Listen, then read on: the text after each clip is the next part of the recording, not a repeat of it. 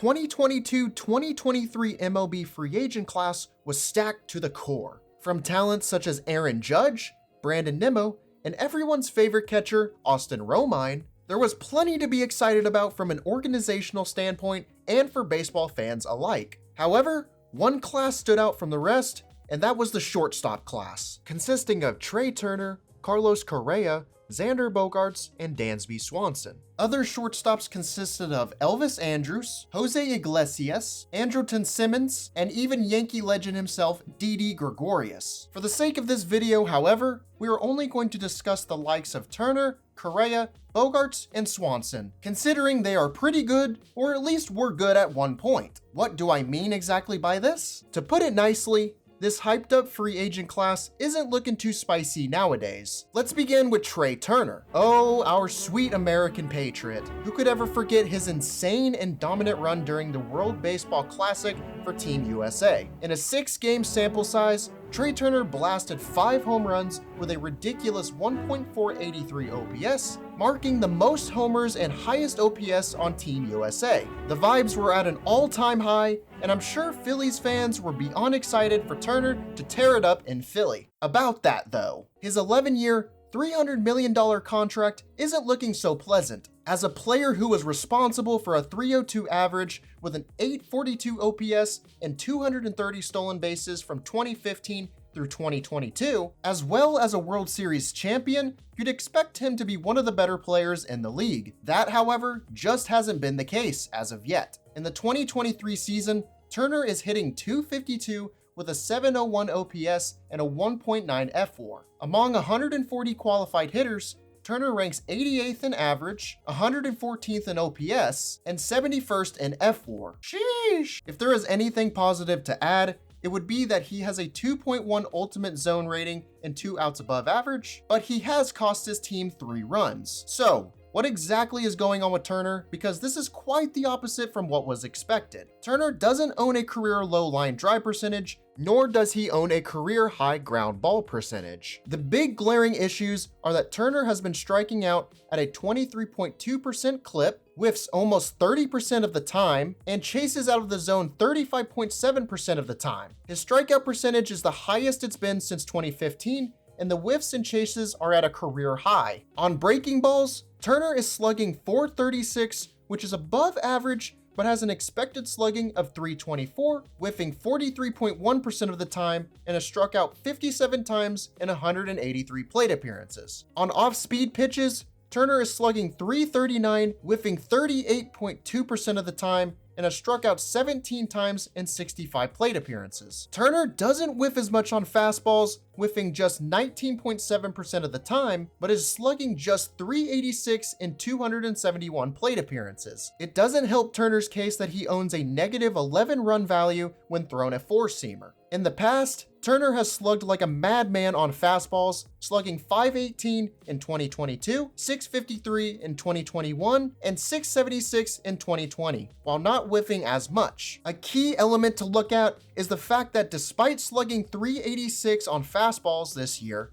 Turner has an expected slugging of .465. Turner also possessed a .291 WOBA, but has an expected WOBA of .342. If you want to take it a step further, Turner should also own a higher batting average than he currently is at on fastballs while overperforming on breaking balls. Obviously, Turner needs to cut down on the strikeouts, remain more disciplined at the plate, and swing at good pitches in the zone. At the same time, Turner has run into a case of bad luck on fastballs and off-speed pitches, which for a player of his caliber isn't something I expect to continue forever. Moving on to the Houston Astros legend himself, Carlos Correa. This season, Correa is hitting .230 with a .715 OPS and a 1.1 fWAR. Just like Turner, Correa is struggling at the plate much more than expected, considering he was a career .279 hitter with an .836 OPS before the 2023 season. Similar to Turner, Correa has cost his team 2 runs in the field with 1 out above average. Correa isn't outperforming Turner in ultimate zone rating,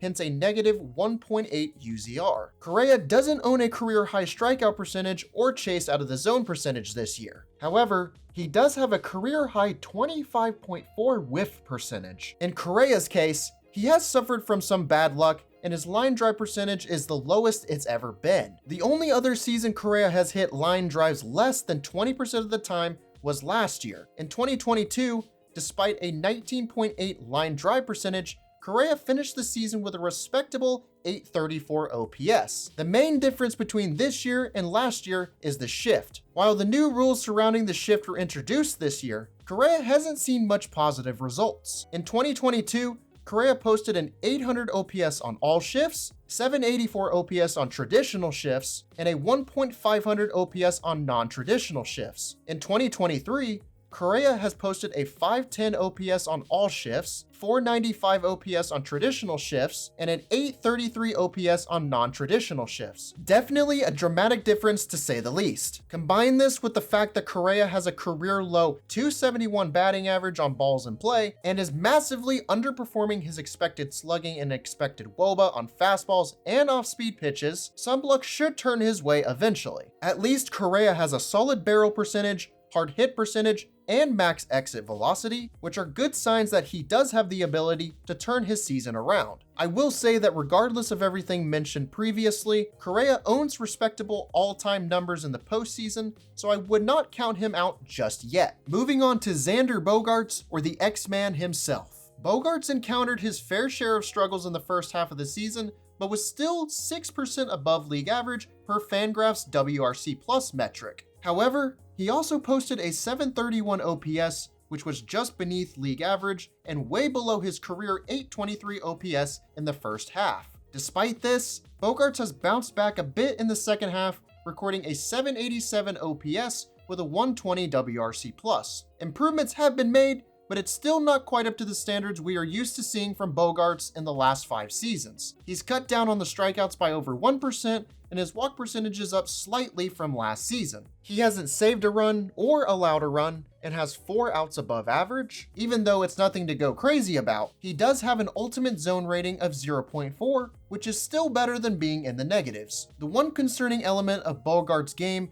is his 50 ground ball percentage and his 21.7 line drive percentage, the lowest of his career. His line drive percentage on fastballs has decreased since May of 2023, while his ground ball percentage on fastballs has increased. On the flip side, Bogaerts has gone back to slugging a ton when thrown a breaking ball, something he did well in April, but dropped off considerably in May. Bogaerts slugged .559 with a .324 batting average in July, and is slugging .462 with a .385 batting average in August, both being more than respectable. Something to keep an eye on is the fact that Bogaerts is slugging .446 and has a .361 WOBA in general on breaking balls, but has an expected slugging of .370 and an expected WOBA of .317. At the same time, Bogaerts is slugging .390 and owns a .327 WOBA against fastballs, but an expected slugging of .429 and an expected WOBA of .339. In some ways, he's overperforming, while in others, he's underperforming. The main takeaway with Bogaerts is he's hitting way too many grounders and not enough line drives, while also not being as productive against fastballs compared to years past. Bogaerts has also lacked in the doubles department compared to years past, and has grounded into more double plays this year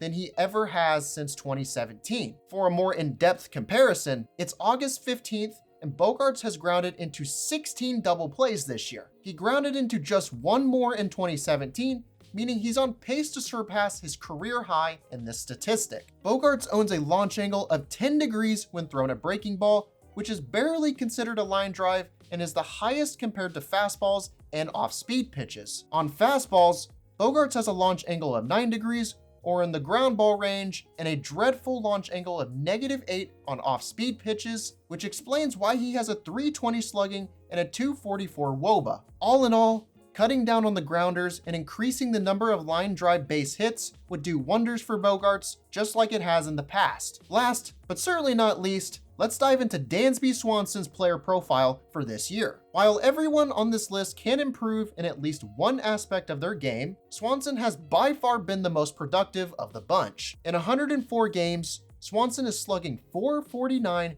with a 115 WRC plus, and is a 3.9 win player per Fangraphs. Outside of his solid hitting stats, Swanson also plays superb defense. Swanson is responsible for saving 12 runs, achieving 13 outs above average, and a 4.3 ultimate zone rating. Just to throw out some extra information, Swanson is in the 100th percentile for outs above average, meaning he's beyond an elite defender. The most eye-opening element of Swanson's game is his career-high 13.1 barrel percentage, and that's including the fact that he's slugging .449 but has an expected slugging of .487. Although Swanson possessed a higher exit velocity and hard hit percentage last year, he's cut down on the strikeouts, increased the walks, and doesn't chase out of the zone as much. The whiffs have decreased. He's slugging .543 on fastballs while having an expected slugging of .590 and is in the top 20% for expected slugging and expected WOBA. In general, Swanson is crushing four-seamers with a .611 slugging percentage and a run value of 5. Unlike a player such as Bogaerts this year, Swanson is getting on base more through liners as opposed to grounders, and the damage is a night and day difference. On grounders, Swanson owns a .576 OPS on 34 hits, while on liners, he owns a 1.500 OPS on 42 hits. Even on fly balls, Swanson owns a 1.154 OPS on 27 hits. The only concern with Swanson are his numbers against breaking balls and off-speed pitches. Swanson is slugging .339 on breaking balls with an expected slugging of .376 and is slugging .288 on off-speed pitches with an expected slugging of .294. At least there is some hope for Swanson on breaking balls, as he is slugging .833 in the month of August, and despite the struggles against sliders, he owns a run value of 3 on sinkers and is slugging .447. If I had to rank each shortstop from best to worst,